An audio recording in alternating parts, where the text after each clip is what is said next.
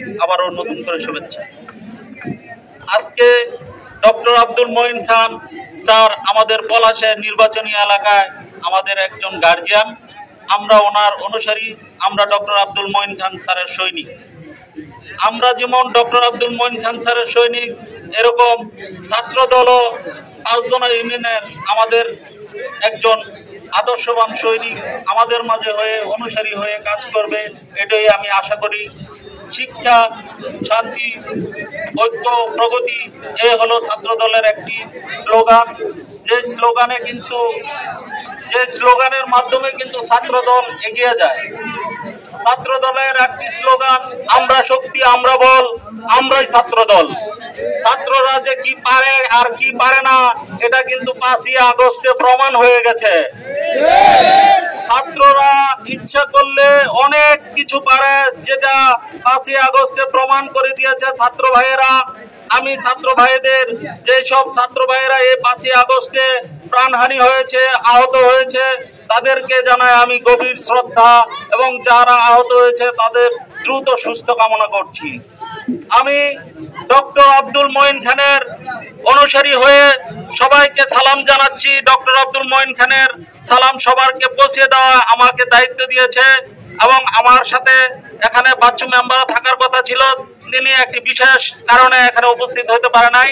আমি শুধু ছাত্র দলদের নিয়ে এই প্রোগ্রামটি সাজিয়েছি, অন্য কোনো সিনিয়র নেতাকর্মী কিন্তু আমি এখানে রাখি নাই। কেউ কেউ বলতে পারে যে সব ছাত্র দলের পোলাপান, অন্য কেউ নাই। এটা আসলে কাউরে বলা হয় নাই, এটা শুধু ছাত্র দলকে দায়িত্ব দেওয়া হয়েছে যে ছাত্র দলের নেতাকর্মীদের নিয়ে একটা সৌজন্য সাক্ষাৎ যাতে আমরা করতে পারি।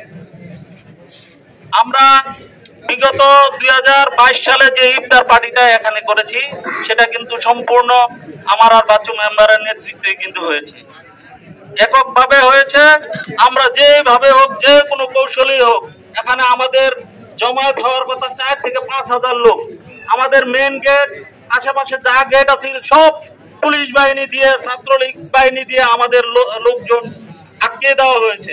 তারপরেও কিন্তু আমরা এটার ভিতরে 1000-2-1-এর উপরে লোকজন, নেতাকর্মী আমরা ছিলাম। যেইভাবে হোক আমরা কিন্তু, আমরা শক্তি, আমরা বল, আমরা কিন্তু প্রোগ্রাম করে ফেলেছি।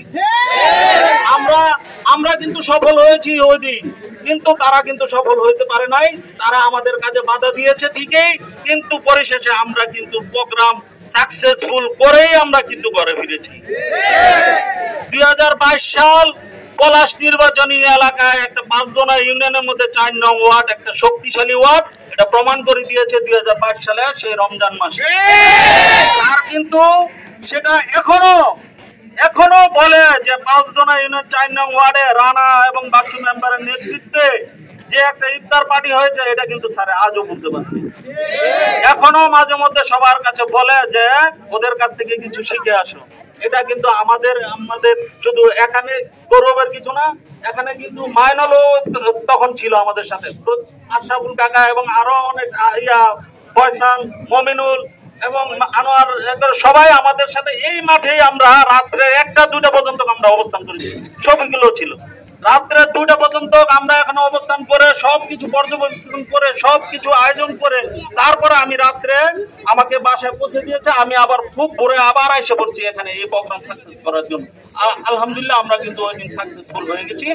এখন আমাদের করণীয়, ছাত্র দল কিন্তু একটা শক্তিশালী সংগঠন, সবাই ঐক্য থাকতে হবে, একমত থাকতে হবে সবার মধ্যে, যাতে এই ঐক্যটা যদি আজকে যেই ছাত্রদল পোলাপান এখানে উপস্থিত হয়েছে, তারা কিন্তু আগামী দিনের ভবিষ্যৎ।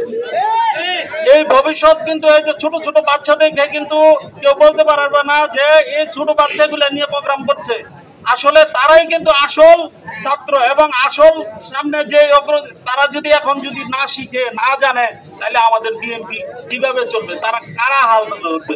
একদিন আমাদেরও তো চলে যেতে হবে, আমরা তো সারা জীবন এই দায়িত্ব পালন করতে পারবো না। একদিন তারা এই আমাদের এই আলোচনা সমালোচনা যাই বলি না কেন, এটা তারা দেখবে, তাদের মাথায় রাখবে, এবং আগামী দিনে তারাই নেতৃত্ব দিবে। এবং তাদের এই নেতৃত্বে আগামী দিন 5 জনা ইউনিয়ন আরো আমাদের থেকে আরো সুশৃঙ্খল এবং সুনির্দিষ্ট জায়গায় তারা নিয়ে যাবে। এবং বিএনপি 5 জন ইউনিয়ন বিএনপি ছিল, অতীতও ছিল, এখনো আছে, ভবিষ্যতেও থাকবে।